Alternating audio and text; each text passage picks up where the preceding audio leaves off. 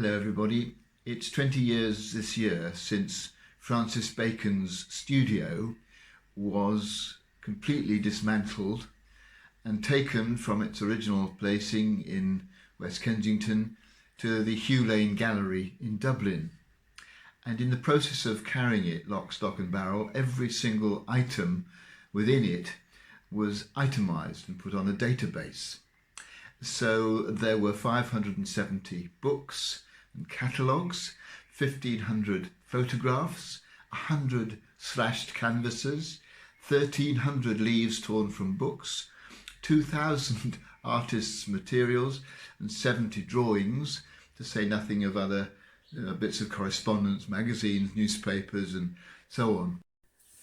In other words, Francis Bacon worked in a complete mess. But he said, "I cannot work in places that are too tidy. It's much easier for me to paint in a place like this, which is a mess. I don't know why, but it helps me."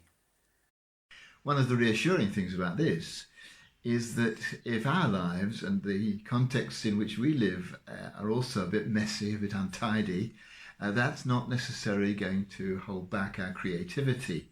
For Francis Bacon, it was clearly important that he lived in a mess, and that's true of some of us and our personalities, as well as the opposite also being true.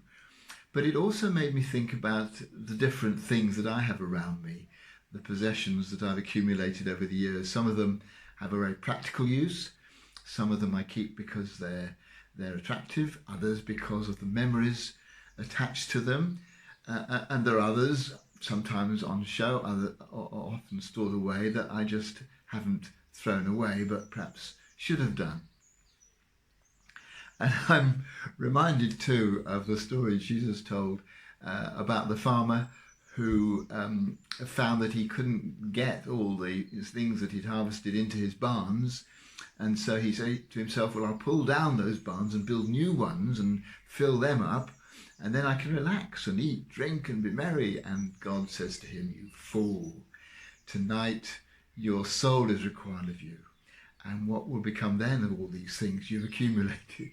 Well, there's nothing wrong with owning things, but I think the lesson of that parable is not to let them take over.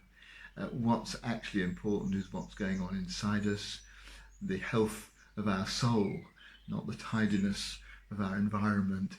And it's sometimes a timely reminder to help us reset our priorities.